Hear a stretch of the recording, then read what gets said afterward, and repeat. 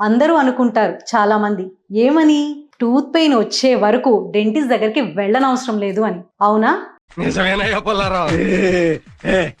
By the time dentist దగ్గరికి వెళ్ళేటప్పటికి ఎంత మాక్సిమం డిస్ట్రాక్షన్ జరగాలో అంతా జరిగిపోతుంది. అవునా? నిజమా? మరి దీనికి సొల్యూషన్ ఏంటంటారా?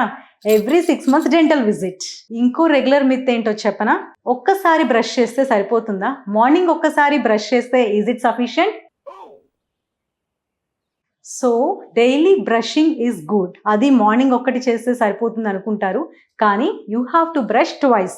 నైట్ టైం పడుకునే ముందు brushing is also very very important.